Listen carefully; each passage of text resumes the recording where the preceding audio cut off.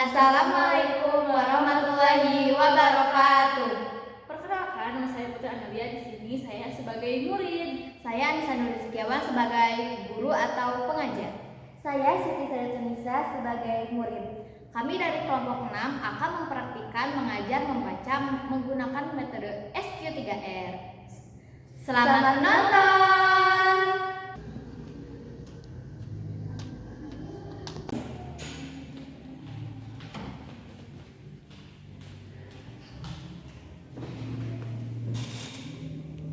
Selamat pagi anak-anak. Pagi Ibu.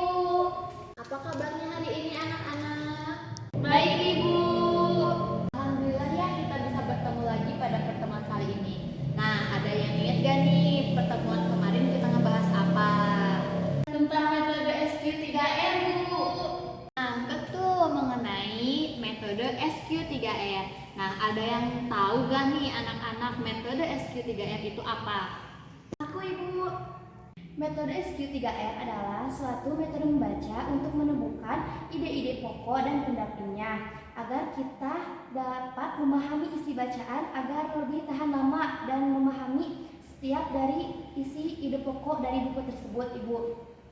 Betul Ica, karena metode SQ3R itu merupakan suatu pendekatan sistematik yang dirancang untuk meningkatkan pemahaman dan retensi bacaan. Nah, metode SQ3R juga ada langkah-langkahnya. Ada yang tahu tidak anak-anak langkah-langkah SQ3R?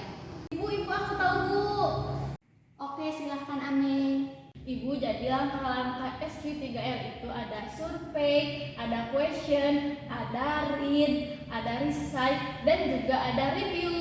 Nah, iya betul Ame. Jadi langkah-langkah SQ3R itu ada 5. Nah, ada juga manfaat membaca SQ3R, yaitu ada pemahaman yang lebih mendalam, yang kedua ada retensi yang lebih baik, yang ketiga ada peningkatan keterampilan berpikir kritis, selanjutnya ada efisien dalam membaca, yang kelima yaitu ada meningkatkan keterampilan studi, dan yang terakhir ada peningkatan kemandirian belajar. Nah, karena alhamdulillahnya kalian sudah memahami tentang SQ3R, hari ini kita akan mempraktekkan metode SQ3R.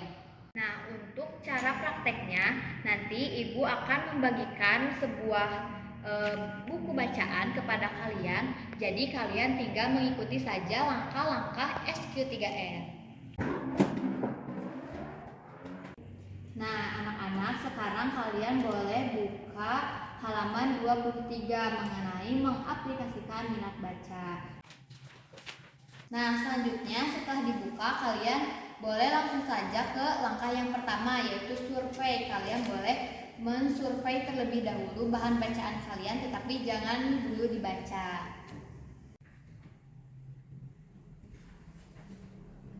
Nah, sudah belum anak-anak mensurvei bahan bacaan kaliannya? Sudah Ibu. Oke, bagus anak-anak. Selanjutnya yaitu ke langkah yang kedua, yaitu question. Kalian menuliskan pertanyaan kalian untuk bahan bacaan kalian. Baik Ibu. Berarti kita menulis pertanyaan dari bahan bacaan ini kan? Iya.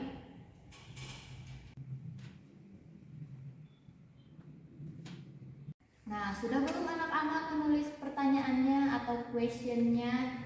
Nah, apabila sudah, sekarang kita langsung ke langkah yang berikutnya, yaitu read atau membaca bahan bacaan yang kalian mau baca.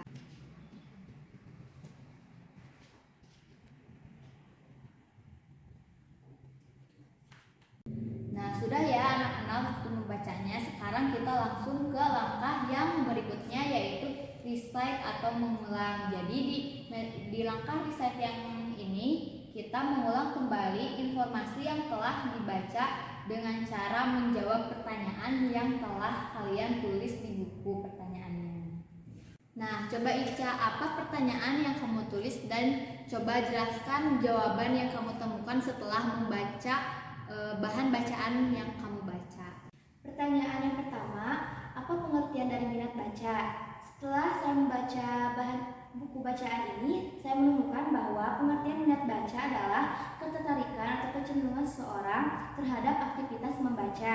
Hal ini mencakup keinginan untuk memahami, mengeksplorasi, menggali informasi yang terdapat dalam bahan bacaan.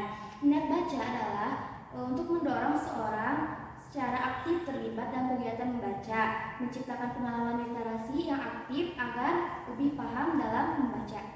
Nah, betul Ica, seperti itu. Berarti kamu sudah menemukan jawaban atas pertanyaan yang sebelumnya kamu tanyakan. Coba sekarang Ame kemukakan yang kamu dapatkan. Nah Ibu, jadi pertanyaan yang saya buat yaitu apa sih permasalahan yang dihadapi dalam minat baca? Nah di sini juga saya sudah menemukan ternyata di buku bacaan ini ada 3 permasalahannya, yaitu kurangnya akses terhadap bahan bacaan yang bermutu, terus juga kurangnya dukungan dari lingkungan sekitar, dan juga kesulitan pembelajaran, dan juga banyak kosakata yang tidak dikenali dan harus dipahami kembali. Itu yang saya dapatkan Ibu.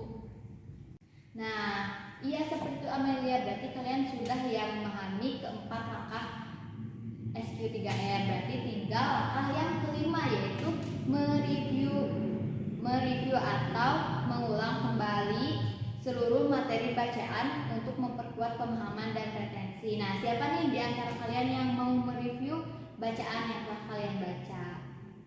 Saya Bu. Oke, silahkan Ame. Di sini saya akan mereview yang saya tahu dan saya pahami di dalam buku bacaan ini, yaitu ada minat membaca, yaitu ketertarikan atau kecenderungan seseorang terhadap aktivitas membaca dengan mencakup, mengeksplorasi, menggali informasi, dan lainnya. Nah, di sini juga minat baca merupakan perasaan yang kuat dan rasa senang terhadap apa yang dibaca. Selanjutnya ada masalah apa sih yang dihadapi dalam minat baca, yaitu adanya kurangnya akses terhadap bacaan, kurangnya dukungan dari lingkungan, terus adanya juga kesulitan pembelajaran dan juga menemukan kosakata. Itu Ibu yang bisa saya ambil dari buku bacaan ini.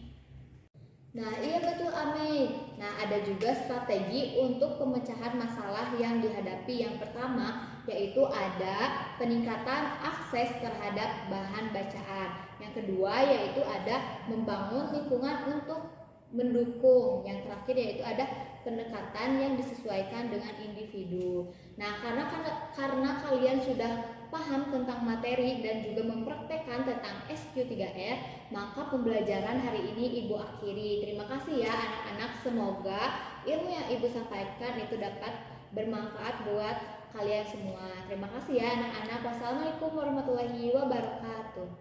Waalaikumsalam. Terima kasih juga Ibu.